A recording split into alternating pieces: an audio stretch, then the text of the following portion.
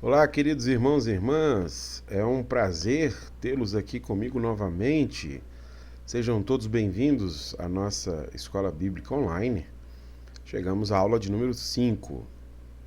Antes de iniciarmos, lembre-se, esse conteúdo está sendo produzido para lhe ajudar no seu estudo da Palavra de Deus.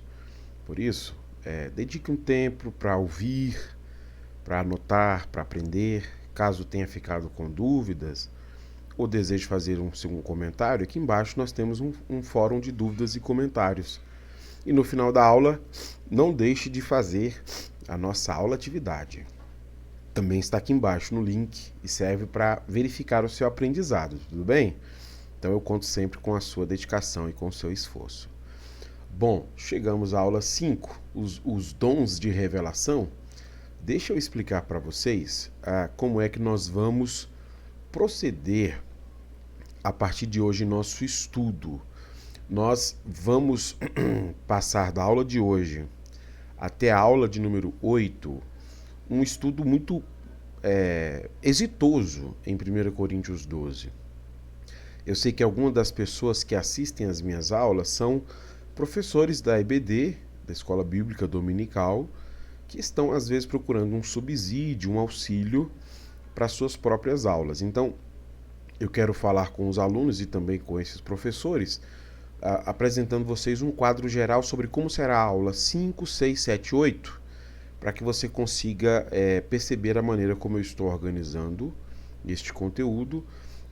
Vai divergir em alguns momentos da revista, mas nós vamos explorar tudo que está proposto para essas 3 aulas. Está aparecendo aí para vocês. A nossa revista ela vai falar sobre a lista de dons espirituais que Paulo menciona aqui, e vai intercalar isso alguns objetivos dos dons. Eu estou organizando pelo capítulo. Então eu quero começar na aula 5, que é a aula de hoje, falando para vocês o propósito dos dons espirituais. E aí, a partir da próxima aula, aula 6, 7, 8, eu quero então fazer com vocês um estudo nessa lista de dons que Paulo apresenta, comentando 3 dons por aula, tá bom? Então, na aula 6, o dom de capacidade de oferecer conselhos sábios, o dom de mensagem de conhecimento especial e o dom de grande fé. Na aula 7, dom de cura, dom de poder de realizar milagres e dom de capacidade de profetizar. Na aula 8, o dom de capacidade de discernir, o dom de capacidade de falar em diferentes línguas e o dom de capacidade de interpretar diferentes línguas.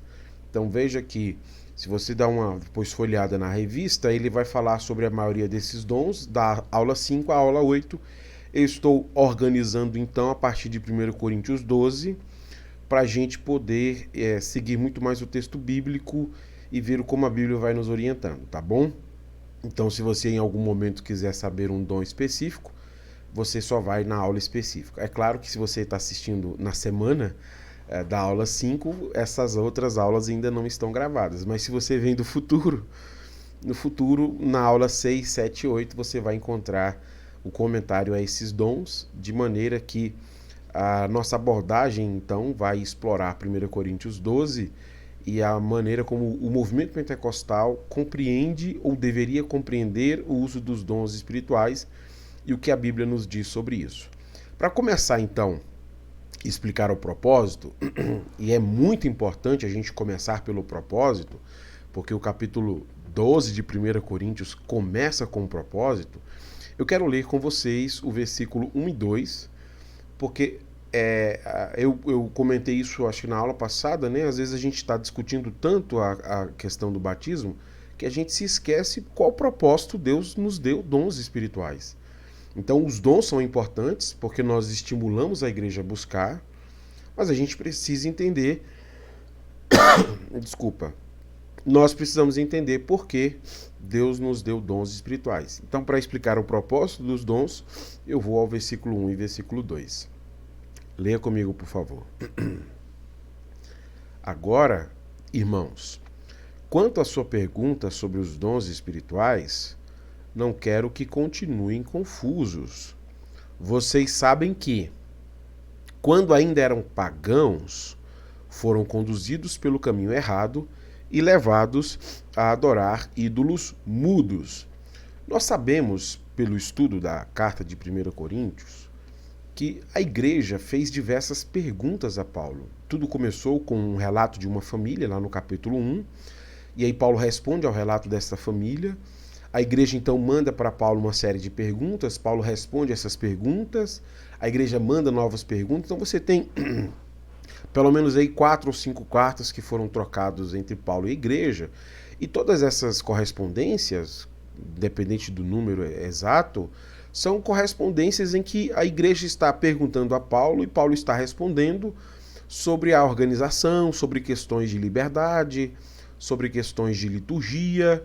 E veja que aqui no capítulo 12, a questão que Paulo vai passar a tratar tem a ver com a dúvida que esses irmãos possuem sobre os dons espirituais. As informações que aqueles irmãos tinham sobre os dons espirituais, sobre o uso dos dons espirituais, sobre a prática litúrgica e como dentro do culto os dons espirituais se manifestavam, parece que estava deixando eles meio confusos com alguma coisa que Paulo tinha dito. Então havia uma certa incoerência entre o que Paulo havia dito e a prática deles. E eles estão em dúvidas, pelo que nos parece, sobre essas questões. E Paulo deseja então trazer um pouco de clareza para que esses irmãos então saibam de forma muito mais apropriada acerca dessas questões espirituais. Então é exatamente com esse objetivo em mente que Paulo começa o capítulo 12 lembrando esses irmãos sobre as antigas influências religiosas às quais eles estavam submetidos na vida antes de Cristo. Então, antes de conhecerem Cristo e a mensagem do Evangelho, eles eram pessoas que tinham práticas religiosas.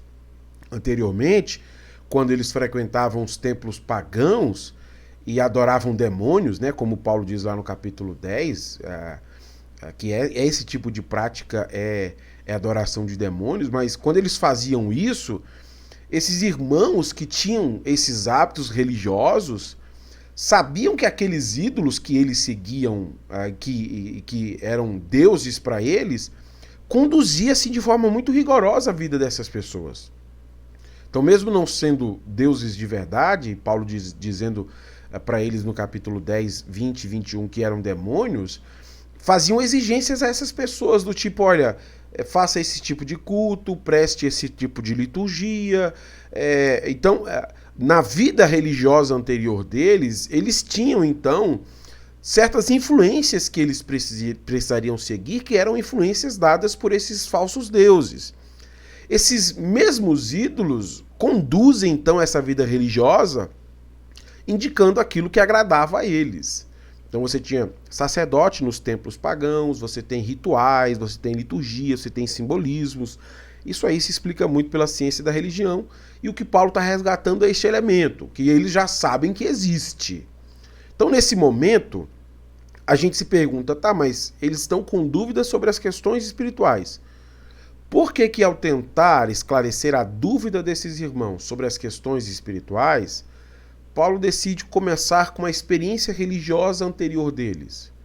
Porque para o esclarecimento passa então pelo que eles já sabiam sobre uma prática religiosa? A resposta está no versículo 3, onde Paulo então pega esta informação e de forma muito concreta diz a eles: por isso, quero que compreendam que ninguém que fala pelo Espírito de Deus amaldiçoa Jesus, e ninguém pode dizer que Jesus é Senhor a não ser pelo Espírito Santo.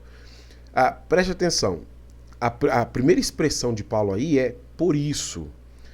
Quando Paulo diz essa expressão, ele está assumindo o que ele acabou de dizer, no sentido de que, já que vocês não devem ser ignorantes sobre as questões espirituais, e considerando que vocês sabem da experiência religiosa anterior, onde aquelas falsas divindades que vocês adoravam exigiam padrões muito específicos para os seus devotos, de igual maneira, o único Deus vivo e verdadeiro também possui padrões bem distintos. E é isso que vocês não precisam ser ignorantes. As questões que vocês não devem ignorar é que as questões espirituais, elas têm padrões bem distintos. E o primeiro distintivo da fé cristã é que essas exigências estabelecidas não são estabelecidas pelos sacerdotes, não são estabelecidas pelo profeta religioso. Essas são exigências estabelecidas pelo próprio Espírito de Deus. E o que Paulo está chamando a atenção deles no versículo 3 é isso. Não foi um sacerdote pagão que disse isso a vocês. Pelo contrário, foi o próprio Espírito. Diferente das outras religiões, onde vocês não possuíam o Espírito de Deus, e vocês eram influenciados então pela leitura do sacerdote e do profeta, aqui, tendo o Espírito de Deus na vida de vocês, vocês devem se destacar por duas coisas. Primeiro, não amaldiçoando Jesus. Segundo, reconhecendo Jesus como Senhor. E é claro que essas são expressões até difíceis de serem entendidas, então eu não quero entrar nas discussões delas, que eu acho muito interessante, mas por uma questão de tempo, eu quero pegar a conclusão da discussão. E para pegar a conclusão da discussão, eu quero citar o Gordon Fee. Antes de ler o Gordon Fee, eu queria prestar nesse vídeo a minha homenagem a ele. O Gordon Fee faleceu no dia 25 de outubro, aos 88 anos. Vocês que são os meus alunos há algum tempo e que já assistiram algumas aulas minhas, sabem o grande apreço que eu tenho por ele, pela quantidade de vezes que cito o Gordon Fee.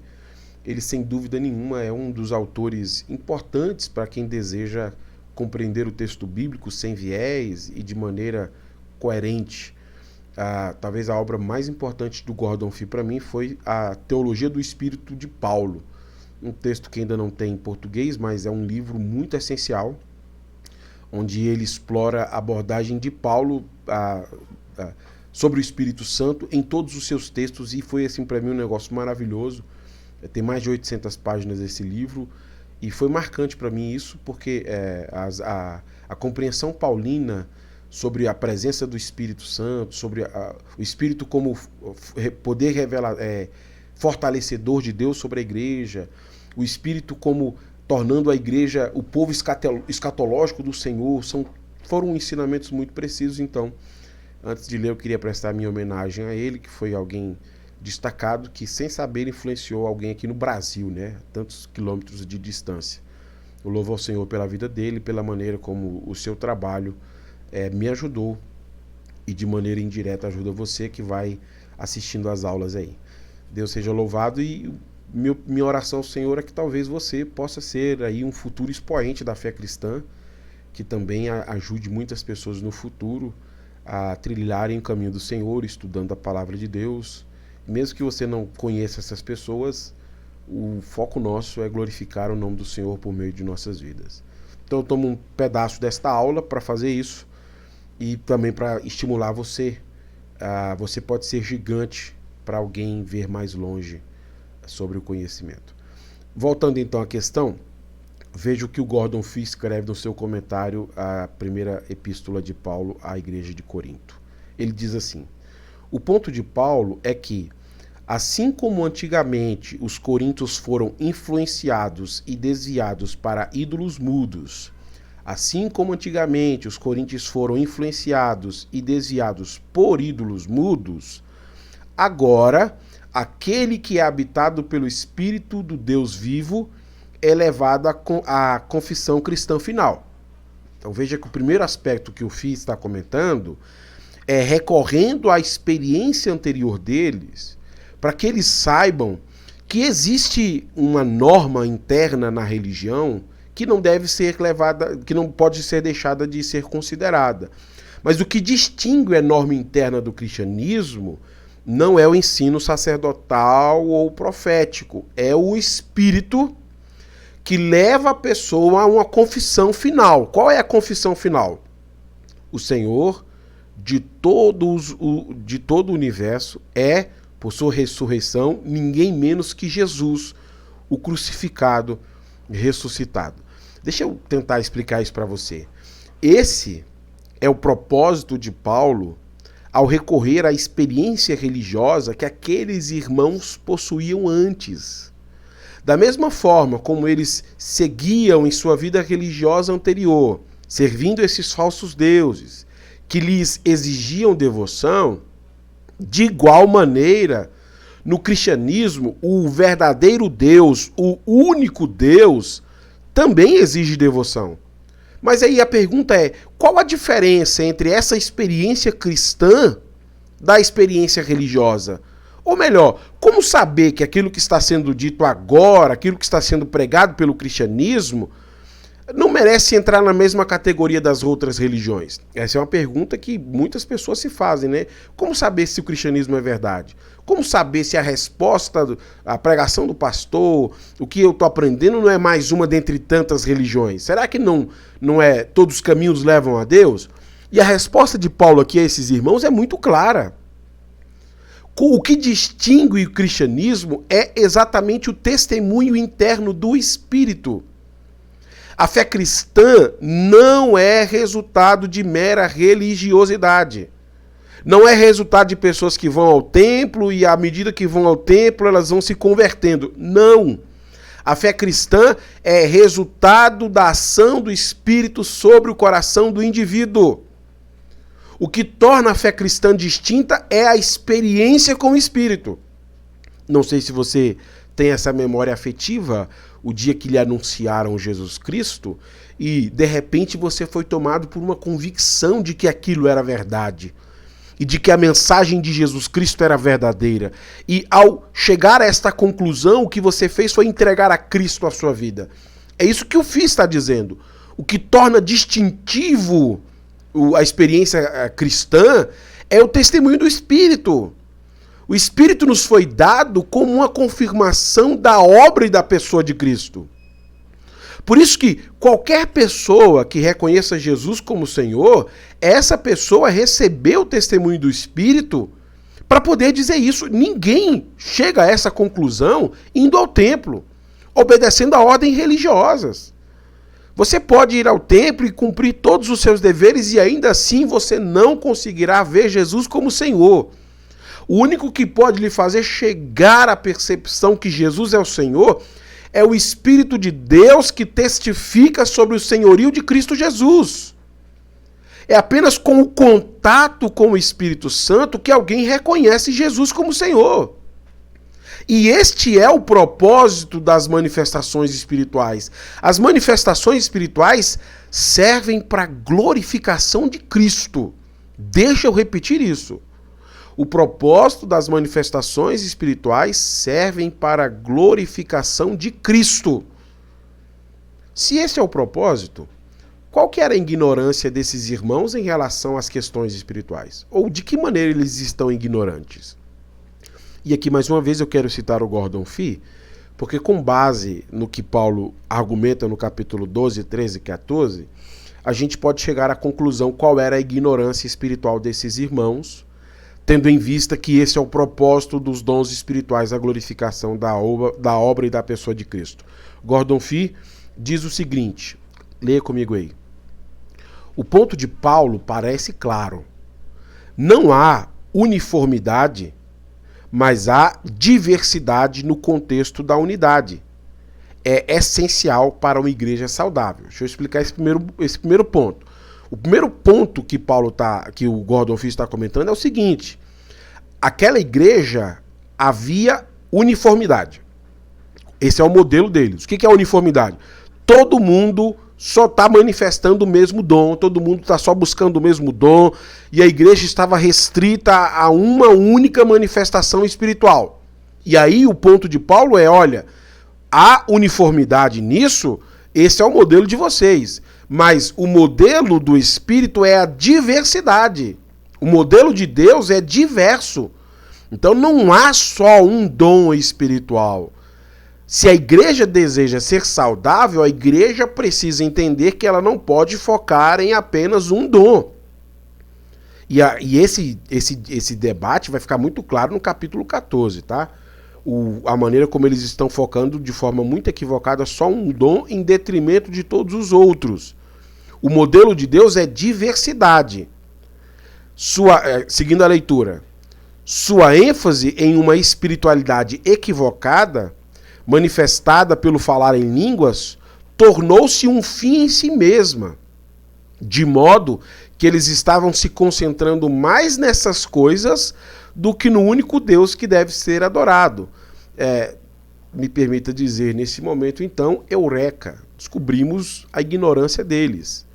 Ao invés de desfrutarem da diversidade de dons espirituais que deveriam e que promoveriam a glorificação de Cristo Jesus, a maneira como eles têm focado apenas no dom de línguas estranhas tem produzido muitos males à comunidade. A igreja não tem sido saudável.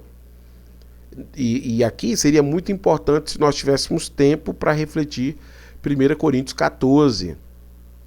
Ou o capítulo 11, né? Se você conhece o capítulo 11, dá para ver como o culto deles estava meio complicado, né? A reunião de ceia deles era um problema, o uso dos dons espirituais era um problema, e é isso que Paulo está apontando. Quando vocês focalizaram em um só dom, ele deixou de cumprir o propósito que ele deveria cumprir, que era a glorificação de Cristo. Porque o dom passou a ser um fim em si mesmo. E o que Paulo está tentando fazer é ajustar a percepção equivocada desses irmãos. Ajustar a percepção equivocada para mostrar como esta diversidade de dons produzirá uma saúde à igreja que faz com que cada irmão glorifique a pessoa de Cristo. E esse é um ponto distintivo dos dons espirituais. Quando nós estudamos a Apocalíptica, nós falamos sobre os dons espirituais de Satanás. E essa é a diferença entre os dons do Espírito e os dons do diabo. Se você desejar voltar lá às aulas, elas estão todas aqui na plataforma. Os dons do diabo causam engano e pessoas que amam a maldade. Foi a aula sobre 1 Tessalonicenses. Os dons do Espírito causam glorificação à pessoa de Cristo e edificação da igreja. E é isso que Paulo quer ajustar na cabeça deles. Quando vocês focalizaram em um dom só, ele não conseguiu fazer isso. Porque ele começou a ter certos problemas, porque vocês tiraram o propósito dos dons. E aí o que Paulo vai fazer no restante do texto é exatamente mostrar essa diversidade de dons e a maneira como a diversidade trará edificação à igreja, saúde à igreja e glorificação à obra e à pessoa de Cristo.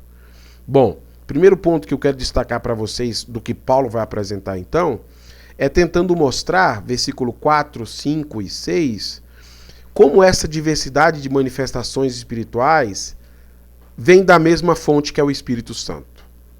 Veja a quantidade de dons, a ideia aqui é diversidade e unidade. Há muitos dons, mas todos vêm da mesma fonte.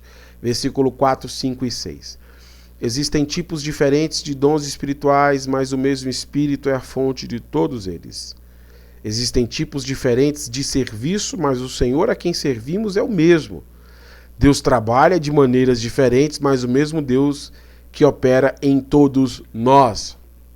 O primeiro ponto que Paulo está destacando é diversidade e unidade. Uma imagem boa para ilustrar isso é a imagem da folha, né?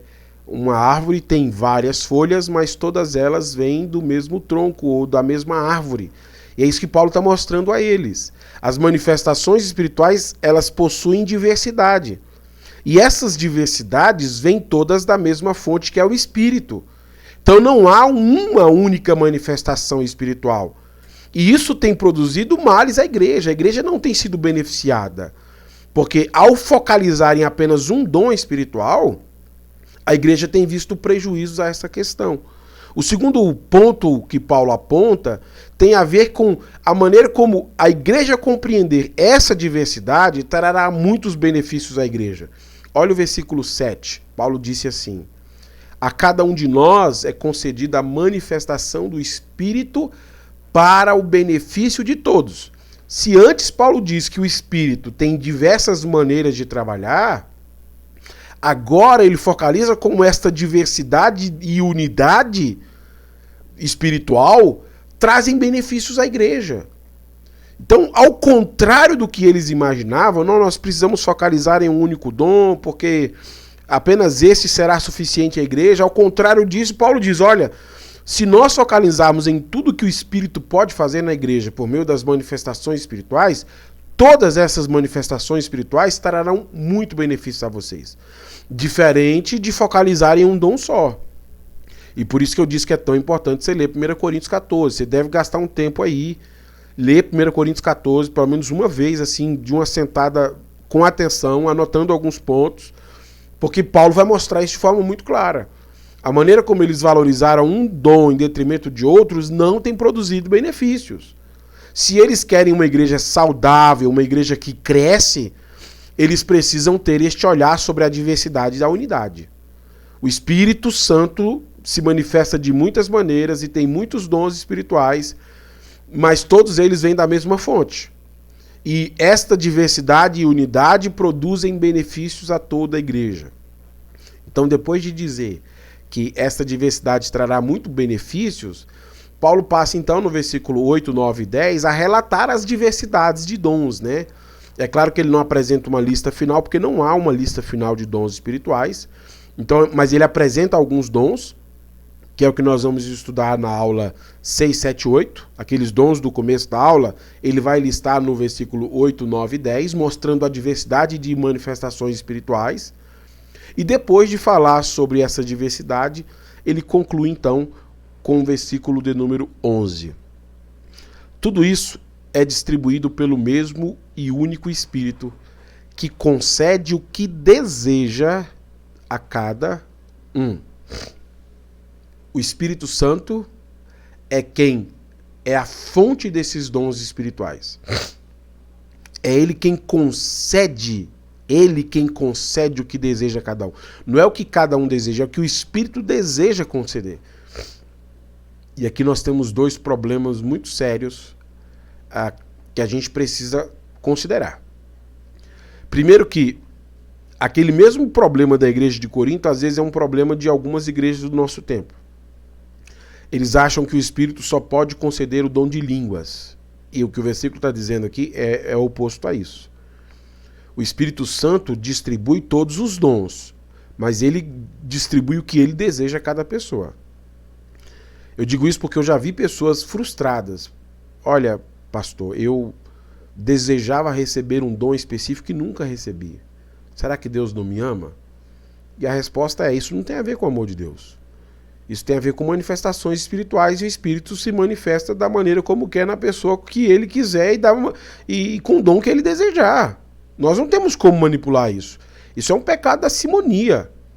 Então nós precisamos compreender que essa diversidade, ela depende do Espírito e não de nós.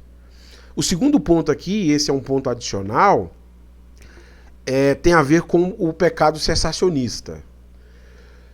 Porque geralmente os cessacionistas começam a olhar os dons espirituais como coisas naturais.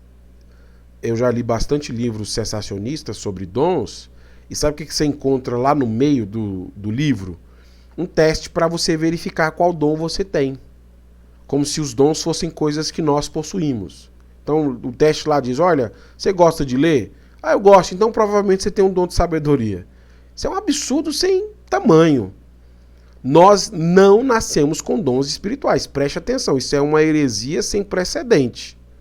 Nós não nascemos com os dons espirituais.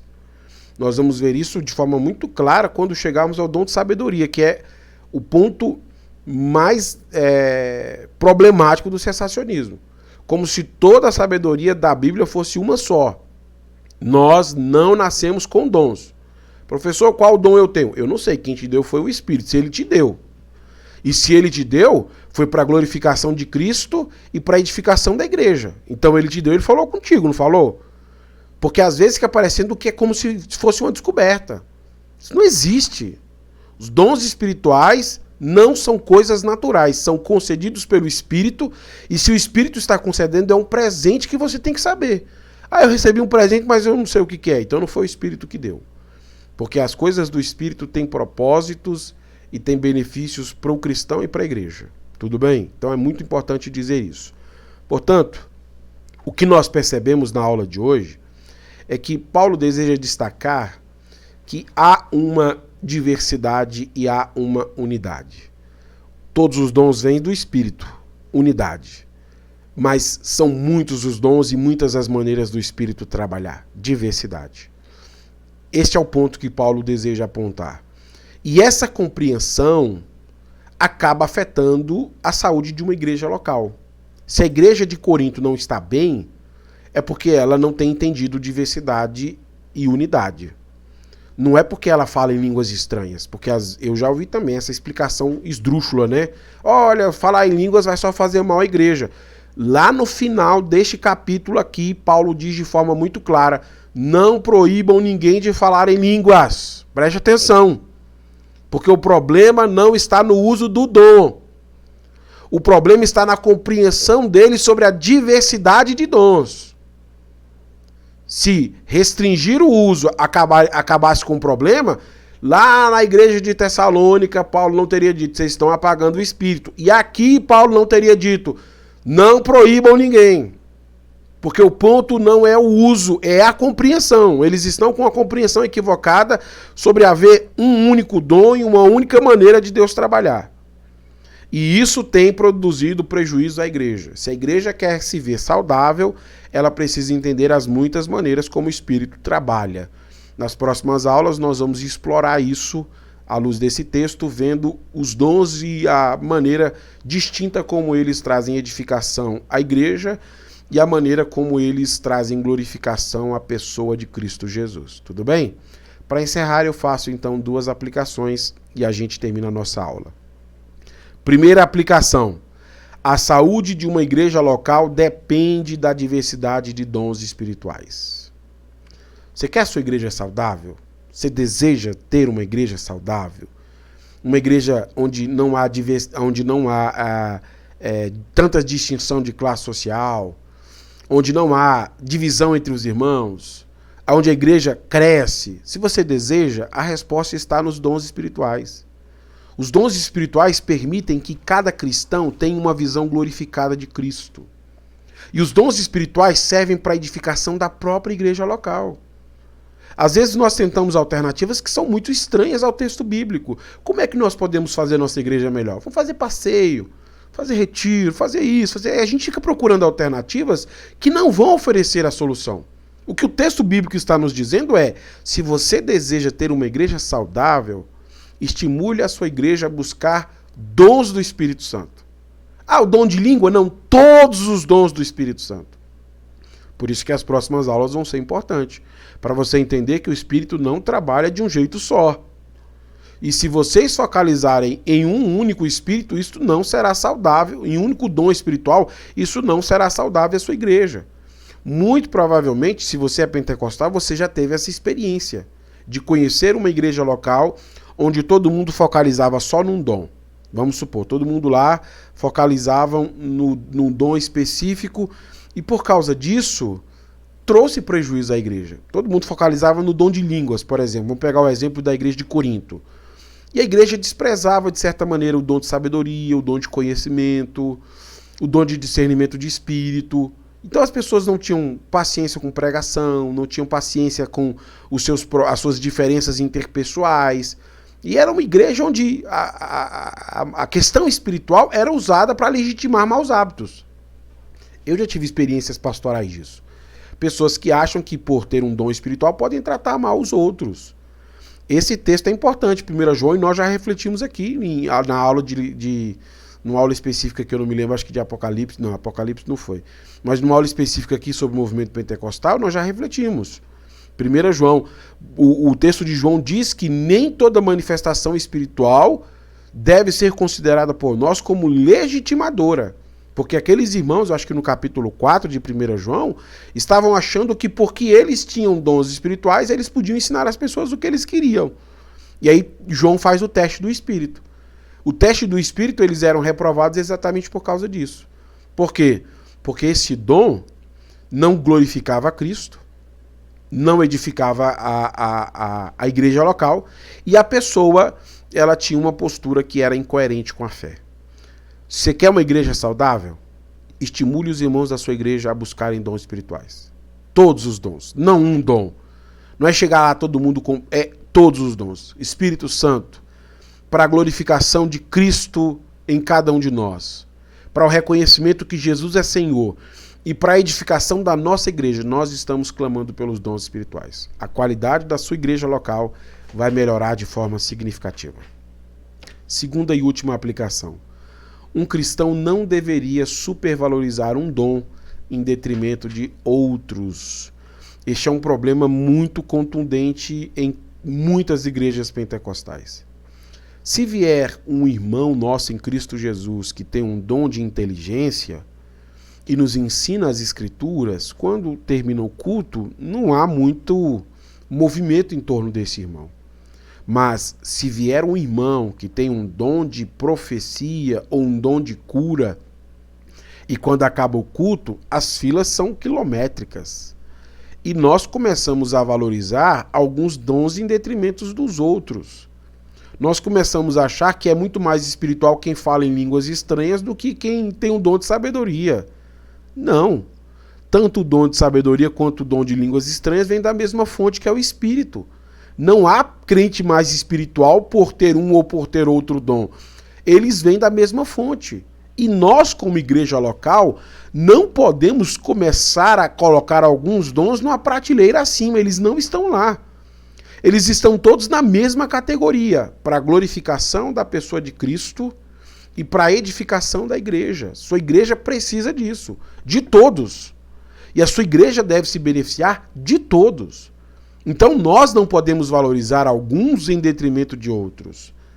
Pelo contrário, nós compreendemos que todos eles vêm da mesma fonte, todos eles causarão a mesma edificação na igreja e nos darão a mesma percepção deste Cristo glorificado que é Senhor nosso. Tudo bem? Foi um prazer ter estado aqui com você. Semana que vem eu aguardo você então para avançarmos no nosso estudo. Tudo bem? Até a próxima então. Deus abençoe sua vida.